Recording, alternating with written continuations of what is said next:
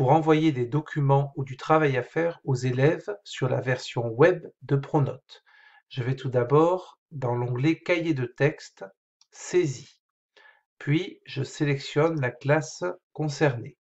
Je vais ensuite dans l'interface de travail à effectuer. Avec la loupe sur la droite, je peux agrandir cette interface pour travailler plus confortablement. Tout d'abord, j'entre la description du travail à faire. Puis, j'indique la date de travail. Ici, mardi 17 mars. J'indique ensuite le mode de rendu, soit aucun rendu prévu, soit à remettre au professeur, ce qui n'est pas le cas dans du travail à distance, soit à déposer dans l'espace élève. Cette fonction sera abordée dans une prochaine vidéo. Pour l'instant, nous allons mettre aucun rendu prévu. J'indique ensuite le public auquel est destiné ce document et ce travail. Par défaut, tous les élèves, mais je peux sélectionner uniquement certains élèves de la classe.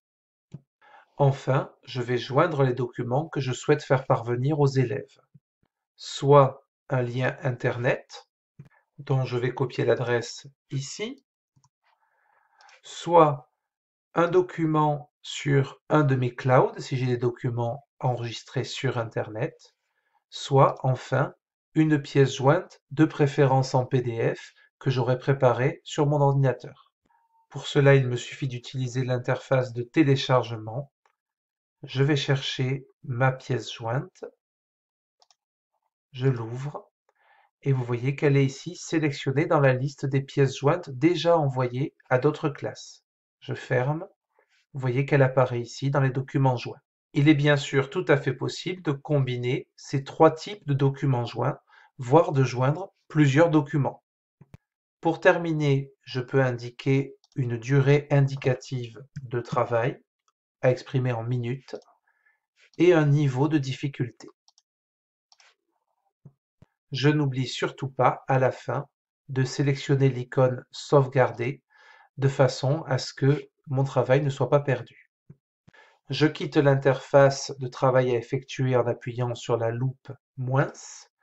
Je me retrouve sur mon interface de cahier de texte et j'aperçois ici cette petite icône qui veut dire que mon travail a été enregistré.